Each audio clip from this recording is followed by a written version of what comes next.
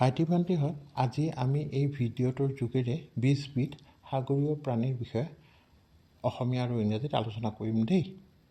Today we will learn 20 name of 20 sea animals from Assamese to English. এতিয়া ভিডিঅ'টো আৰম্ভ কৰিছোঁ। 1 নম্বৰ নীলাতিমি।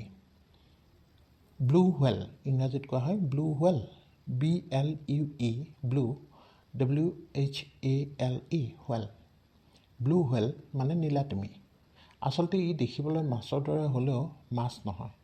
ইহঁতে পোৱালি জন্ম দিয়ে আৰু পোৱালি মাকৰ গাখীৰ খাই ডাঙৰ হয়। নীলাতিমিক পৃথিৱীৰ আটাইতকৈ ডাঙৰ প্ৰাণী হিচাপে জনা যায়। 2 নম্বৰ অক্টোপাছ। স্পেলিংটো ইংৰাজীটো অক্টোপাছেই কয়, ইহঁতৰ স্পেলিংটো হ'ল OCTOPUS, অক্টোপাছ। ইহঁতৰ 8টি বাহু আছে আৰু এটা অদ্ভুত ধৰণৰ সামুদ্ৰিক প্ৰাণী। ইহঁত কিন্তু বৰ বুদ্ধিয়ক। চিকাৰ কৰাৰ বাবে ইহঁতে নিজে পৰিৱেশৰ লগত মিলি থাকে। 3 নম্বৰ লবষ্টাৰ। ইংৰাজীটো লবষ্টাৰে কয়, স্পেলিংটো হ'ল LOBSTER, লবষ্টাৰ। ইহঁতৰ আকৃতি ডাঙৰ আৰু টান খোলাযুক্ত হয়। ইহঁতে সমুদ্ৰৰ তলত থাকে আৰু লাহে লাহে খোজ কঢ়াৰ দৰে গতি কৰে। 4 নম্বৰ শ্বাৰ্ক বা হাংগাৰ, ইংৰাজীত কোৱা হয় শ্বাৰ্ক, SHARK, শ্বাৰ্ক। হাংগৰ সাগৰৰ এটি ভয়ংকৰ প্ৰাণী বুলি বিখ্যাত।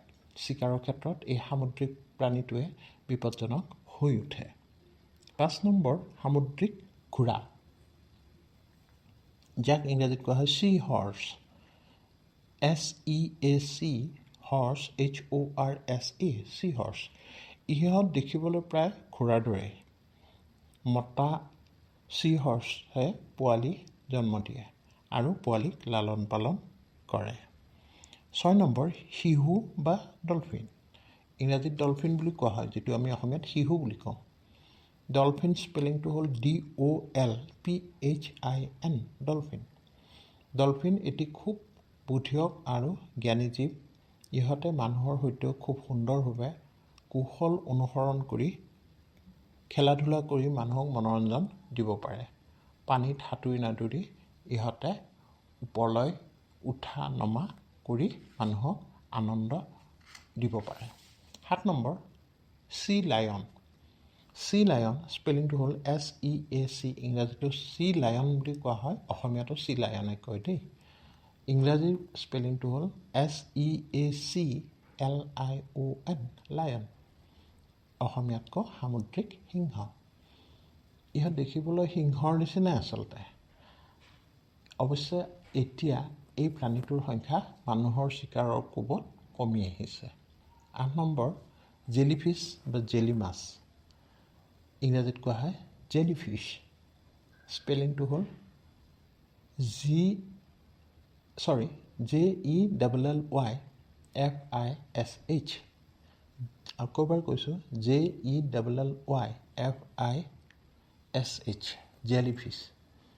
ইহঁত অমেৰুদণ্ডী প্ৰাণী হিচাপে পৰিচিত। ইহঁতৰ শৰীৰ স্বচ্ছ আৰু জেলিৰ দৰে নৰম। 9 নম্বৰ তৰা মাছ। তৰা মাছ অসমীয়াত যিটো কওঁ, ইংৰাজীত কোৱা হয় ষ্টাৰ ফিছ। স্পেলিং হ'ল STARFISH, ষ্টাৰ ফিছ। ইহঁত সামুদ্ৰিক অমেৰুদণ্ডী প্ৰাণী। ইহঁতৰ দেহত 5টি বাহু আছে আৰু দেখিবলৈ তৰাৰ দৰে লাগে। 10 নম্বৰ স্কুইড। স্কুইড এইটো ইংৰাজীটো স্কুইডে কয়, স্পেলিংটো হ'ল SQUID, স্কুইড। ইহঁতৰ 10টি বাহু থাকে আৰু ইহঁতৰ কাঁইটৰ দৰে এডাল হেৰি থাকে। সামুদ্ৰিক প্ৰাণীটো বিষাক্ত। ইহঁতে পৰিৱেশৰ লগত নিজৰ শৰীৰটো মিলাই ৰাখিব পাৰে। 11 নম্বৰ সামুদ্ৰিক মাছ, চি ফিছ। আমি সমুদ্ৰৰ ভিডিঅ' দেখিলে দেখোঁৱে প্ৰায় জাকে জাকে মাছৰ অহা যোৱা কৰি দেখোঁ। কিন্তু মাছবোৰ বিভিন্ন ৰঙৰ হয়, বিভিন্ন আকৃতিৰ হয়। তাৰপিছত 12 নম্বৰ ষ্টিং ৰে, ইংৰাজীত কোৱা হয় ষ্টিং ৰে, একেই। স্পেলিংটো হ'ল STING, ষ্টিং। ৰে, RAY, ৰে। ইহঁত দেখিবলৈ চেপেটা দেহৰ গঠনটো, কিন্তু অতি দীৰ্ঘ নেজ বিশিষ্ট এবিধ সাগৰীয় প্ৰাণী। 13 নম্বৰ মিছা মাছ। মিছা মাছক ইংৰাজীত কোৱা হয় শ্ৰিম্প। স্পেলিংটো হ'ল SHRIMP, শ্ৰিম্প। সাগৰীয় মিছা মাছবোৰ ডাঙৰ আকৃতিৰ হয়। সাধাৰণতে ইহঁতে অকলশৰে থাকি ভাল পায়। অৱশ্যে কণী পৰাৰ সময়ত ইহঁতে দলবদ্ধ হৈ থাকে। 14 নম্বৰ প্ৰবাল। আমি অসমীয়াত যিটো প্ৰবাল কওঁ, সেইটো কোৱা হয় কোৰেল। স্পেলিংটো হ'ল CORAL, কোৰেল। ই এক প্ৰকাৰ সামুদ্ৰিক অমেৰুদণ্ডী প্ৰাণী। প্ৰবালৰ বিভিন্ন ৰং ইহঁতৰ নিজস্ব প্ৰটিন ৰঞ্জকৰ দ্বাৰা তৈয়াৰ হয়। 15 নম্বৰ সামুদ্ৰিক কাছ, চি টৰ্টাইজ। SEAC, টৰ্টাইজ, TORTOISE, টৰ্টাইজ। ইহঁতে পানীত সাঁতুৰি চিকাৰ কৰে বা চিকাৰৰ বাবে লুকাই থাকে। আৰু ইহঁতে সাধাৰণতে পানীতেই সময় কটায় যদিও প্ৰতি ঘণ্টাত কেইবাবাৰো উশাহ ল'বলৈ ভূপৃষ্ঠৰ ওপৰলৈ উঠি আহে, তাৰমানে বামলৈ উঠি আহে। 16 নম্বৰ সামুদ্ৰিক ঘঁৰিয়াল, এলিগেটৰ। ইংৰাজীত কোৱা হয় এলিগেটৰ। Spelling ALLIGATOR, alligator. প্ৰাপ্তবয়স্ক ঘঁৰিয়ালবোৰ বা এলিগেটৰবোৰ ডাঙৰ ডাঙৰ মাছ, ডাঙৰ ডাঙৰ ভেকুলী, আন কিছুমান প্ৰাণীক খাদ্য হিচাপে গ্ৰহণ কৰে। 17 নম্বৰ সামুদ্ৰিক কুম্ভীৰ, ক্ৰক'ডাইল। ক্ৰক'ডাইল, সাগৰীয় যিবিলাক ক্ৰক'ডাইল, সেইবিলাক বিশাল আকৃতিৰ হয় আচলতে। সমুদ্ৰৰ কুম্ভীৰবোৰে লুণীয়া পানীত